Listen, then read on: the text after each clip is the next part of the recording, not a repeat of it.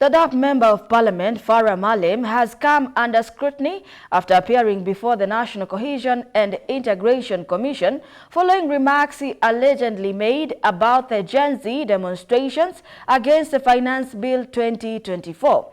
His comments, which the NCIC claims could incite hostility and discrimination, have sparked controversy, especially after a video surfaced in which Maalim purportedly said he would slay more than 5,000 Gen Z protesters if he were president of Kenya.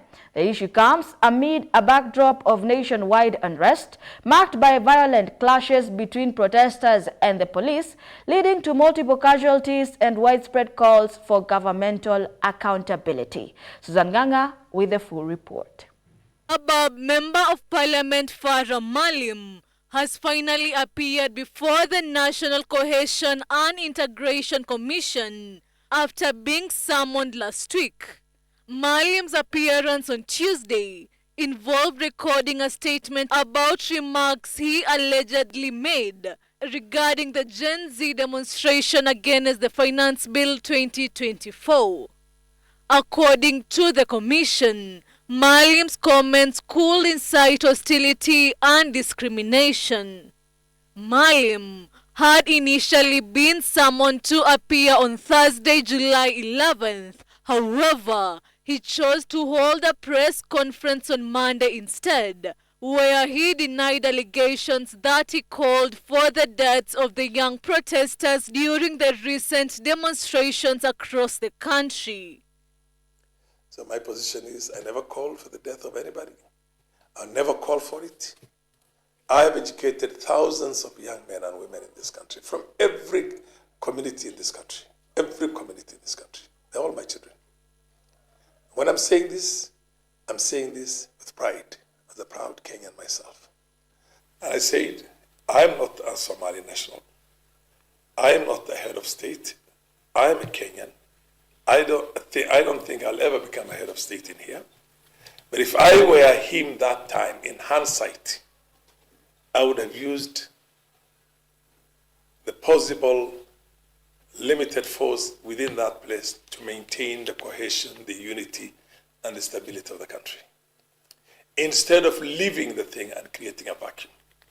In his statement, Maalim also responded to threats from the Wiper Party to de-whip him, stating that he remains the preferred leader among his constituents, despite the party's threats.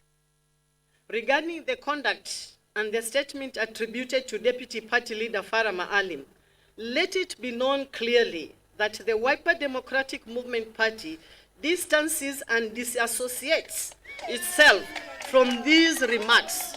Next decisions is that the Honorable Maalim whipped from all committees in Parliament, including the Speaker's panel. NEC also commented expulsion, NEC also recommends the expulsion from the party to the National Delegates Convention, NDC, the supreme organ of the party. So these are gone cases. When it comes to votes, I'll go back to my constituency. It's called the DAP. And everybody knows my popularity and my position on the ground. You don't have somebody who has been here 30 years ago who gets elected again now. Largely, the political history of most Kenyan politicians is much shorter than that. But I'm there, and God willing, I'll come back as often as I want until I decide to retire myself. But the reality of the matter is that I did not call for the deaths of any Kenyans. The controversy stems from a video in which Maalim was purportedly filmed saying he would, and I quote, slay more than 5,000 Gen Z protesters if he were the president of Kenya. Tanna, Maalim markii booqbooqa dhacay, anadan madaxweyne ahaa. Oo inqilaab baa la isku dayay, inqilaab cad baa la isku dayay. Carruurtii, tujaartii iyo maalqabeentii dadka xaaraanta lagu soo koriyey oo dhan oo hal qoys 180 yaa suuqa lagu soo daariyey oo la yidhaahday baarlamaankan qabsada state house qabsada waa carari doonay. Anadan madaxweyne ahaa. يعني يوري كوي تشكر أخبار ما يكدله. Serious. There's no two ways about it in statecraft. This comes in the wake of the total Tuesday shutdown, similar to the June 25th protest against the finance bill. During the recent demonstrations in Nakuru, 3 people were shot. The journalist Wanjeri Wakarioki was shot twice in the thigh and taken to a private hospital for treatment.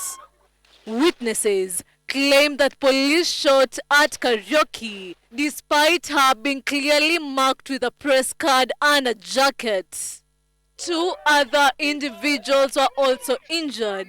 One was shot in the leg and the other had a gunshot wound in the back as police engaged protesters in running battles.